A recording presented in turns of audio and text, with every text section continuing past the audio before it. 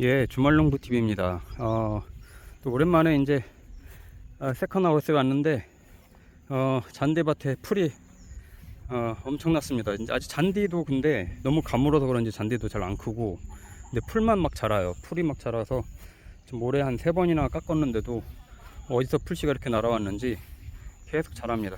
근데 저는 이제 잔디를 자주 깎는 편인데, 왜냐면 이 정원 옆에 이렇게 제가 이제 사과나무도 심고, 옆에 이쪽에다가는 포도나무도 심고 앵두나무도 있고, 또 이렇게 이제 옆에는 울타리목으로 에메랄드 그린도 심고 그랬는데, 이게 잔디를 심고 나서 보니까 얘네가 이제 이 영양분들을 엄청나게 빨아먹거든요. 그러다 보니까 과일나무는 사실은 이렇게 키우면 안 되는데, 저도 처음에는 이렇게 될지 모르고 그냥 이 정원 이 가에다가 사과나무를 심고 이렇게 하다 보니까 잔디가 계속 치고 들어가는 거예요. 그래서 이제 잔디가 아시다시피 한 거의 밑에 땅으로 한 30cm 정도, 그 정도 뿌리를 뻗고 들어갑니다. 그만큼 영양분들을 이런 과일나무 애들 거를 다 흡수해 버려 가지고, 이렇게 조그맣게 이렇게 좀 사각형으로 만들어 놓고, 뭐 그나마 이제 여기에 거름도 주고 이렇게 하긴 하지만, 지금 여기 나무들이 8년생이 넘어가는데 이 나무들 뿌리가 지금 엄청나게 뻗어 있을 거거든요. 그러니까 잔디에 치여서 거의 못 자랍니다. 그러다 보니까 열매도 작고, 그래서 이제 잔디를 깎아줘야 되는데, 이게 참 이 세컨하우스를 하다 보면 이 풀 관리가 굉장히 어려워서 오늘은 좀 풀 관리도 좀 하고 잔디 관리 좀 해주려고 하는데, 이것 때문에 사실 세컨하우스에 로망을 갖고 이제 이렇게 왔다가 풀 관리 제대로 못해서 세컨하우스를 팔고 나가는 경우를 굉장히 많이 봤거든요. 그러니까 그런 거를 예방을 하려면 1년에 저는 특히 이제 정원 잔디 같은 경우 한 최소한 4번 정도는 풀을 깎아주는데, 풀씨가 더 많이 날라오는 경우에는 자주 해줘야 됩니다. 오늘은 좀 이 풀도 깎으면서 잔디도 깎고, 그러면서 이 과일나무 주변도 이 뿌리들이 조금은 더 잔디와의 경쟁에서 이길 수 있게끔 해주려고 합니다.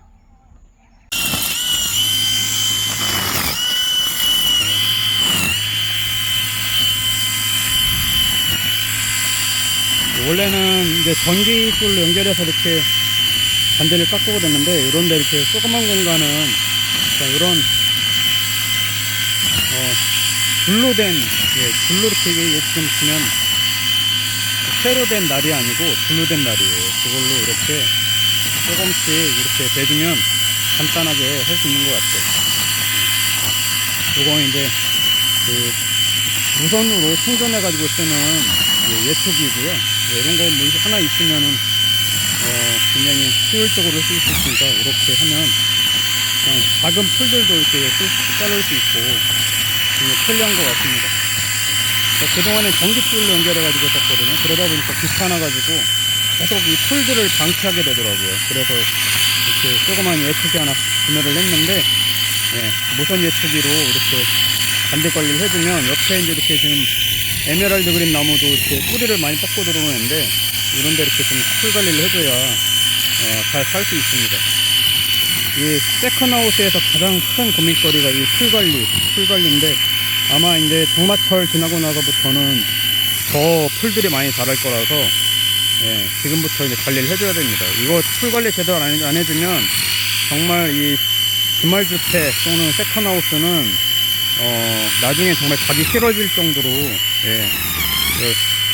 관리가 안 되면 그렇거든요. 그래서 늘 이렇게 관리를 해주는 게 좋습니다. 저도 이렇게 1년에 4번 정도 해줬는데, 뭐 이런 무선으로 된 예초기가 있으면 자주자주 할 수 있을 것 같아요. 일단 아주 깔끔하게 잘 되네요. 그렇게 무겁지도 않은 것 같고. 계속해서 마무리하고 한번 또 이제 보여드리도록 하겠습니다. 자, 여기도 이제 복숭아 나무가 이렇게 딱 잔디 마당 한가운데 있는데, 여기도 계속 잔디가 치고 들어가요. 이 뿌리가 엄청 멀리 뻗어나가는 과일나무인데, 그래서 나무가 잘 크질 않습니다. 그래서 밑에도 계속 좀 베주려고 하는데요. 지금 작업을 좀 해서 밑에 잔디를 좀 깎아줄게요. 이런 데가 더 풀이 잘 자라거든요. 나무 그늘 밑에가. 그래서 이런 데도 잔디도 그렇고 풀 관리를 계속 해줘야 됩니다. 안 그러면요, 웃거름을 위에 이제 뭐 비료가 됐든 퇴비가 됐든 웃거름을 뿌려주면 그냥 잔디만 자라거나 풀만 자라거든요. 그러면은 과일나무 뿌리도 안 가고 쓸데없는 곳으로 영양분이 가니까 늘 이렇게 좀 깎아주는 게 좋습니다. 그래야 나무에 영양분 흡수도 잘 되고 하니까 꼭 이렇게 신경 쓰는 게 좋죠.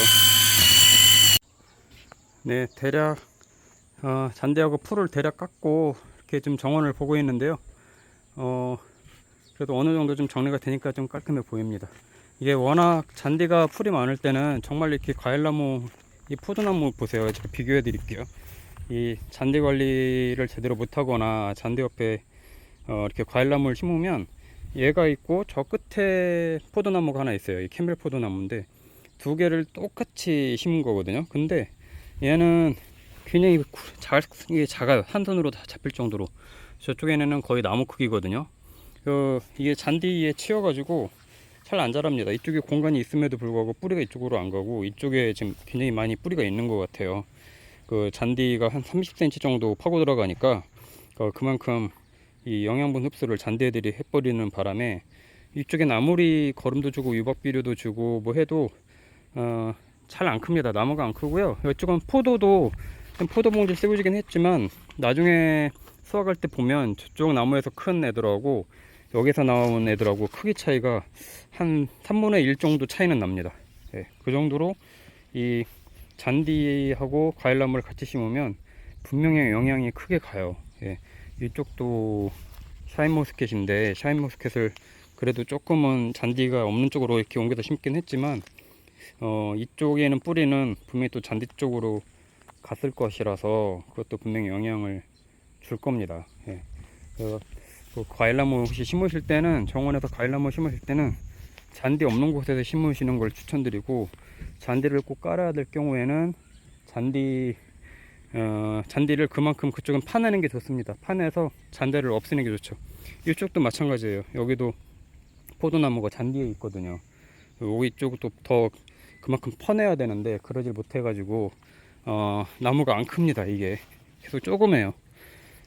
그래서 옆에 에메랄드 그린도 이렇게 저는 옆에 심었거든요. 뭐 에메랄드 그린이야 과일나무가 아니니까 조금 늦게 커도 상관없어서 심은 게 하지만 얘네도 키가 크는데 한계가 있습니다. 인제도 싸게 나오는데 잔디 옆에 있으니까 이 서로 경쟁하느라고 크질 못하고 계속 조그매요. 이게 한 8년생 되는 나무들인데도 아직도 작습니다. 지금 크는 애들은 이런 애들은 벌써 8년생이면 막 3m 이상 넘어가야 될 크기인데 잔디하고 같이 심어서 이렇게 좀 영향이 있어요.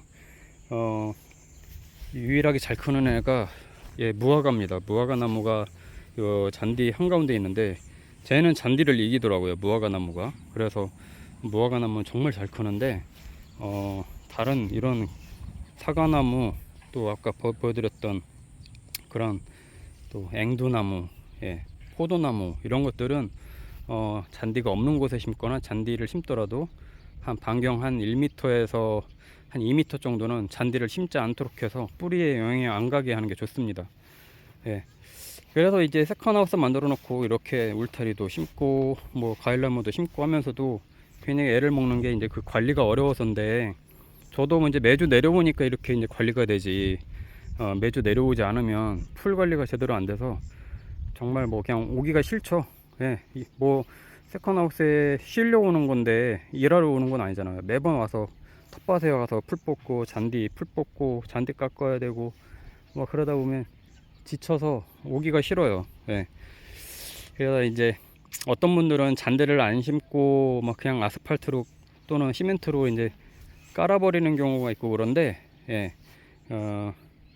뭐 그렇게 하는 것도 나쁘지 않지만 또 이 촌에서 살면서 너무 그러면 또 삭막하잖아요. 도시에서 그런 모습 보기 싫어서 시골로 오는 건데 풀 때문에 또 시멘트 깔아버리고 그러면 여름엔 더 덥기도 하고 이 푸르름을 못 보니까 그런 부분 감안해서 이게 좀 잔디 깔 때도 그렇고 나무 심을 때 신경 쓰면 좋을 것 같아요.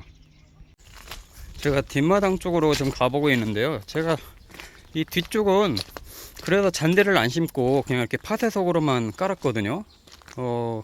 여기는 관리하기가 더 쉬운 것 같아요. 대신에 그 나무를 심어서 그늘이 져가지고 이 풀이 안 자라게 이제 한 건데 그래도 이제 제초제를 자주 해주니까 풀이 크게 많이 없습니다. 요 이제 나무 밑에서 이제 그늘 밑에서 쉬기도 하고 뭐 이제 이렇게 하는데 대신에 이제 땅이 좀 숨을 쉴 수 있게끔 해주고 여기는 이제 또 밭작물이 있으니까 밭작물 옆에 이 잔디를 심으면 잔디가 금방 이 밭으로 넘어가거든요. 괜히 장마철 이럴 때는 습도 높고 이럴 때는 엄청 자라기 때문에 밭 옆에는 일부러 제가 잔디를 안 심었습니다. 큰일 납니다. 잔디 심으면 나중에 걷잡을 수 없이 막 땅으로도 파고 들어가고 위로도 넘어가고 막 하기 때문에 잔디를 이 텃밭 근처에는 심지 않도록 하고 이렇게 대신에 파쇄석과 적당한 그냥 나무들을 심어서 휴식 공간으로 쓰고 있고요.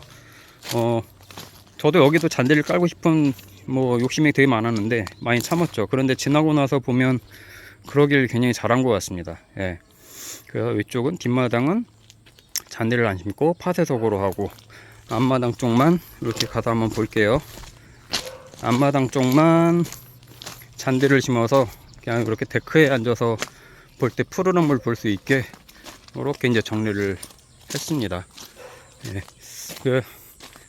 이제 세컨하우스 하면서 잔디 관리, 풀 관리 굉장히 어려우실 텐데, 그래도 게으르지 않게 하면 또 다음에 또 계속 오고 싶어지는 집이 되니까 관리를 잘 하는 게 좋겠죠.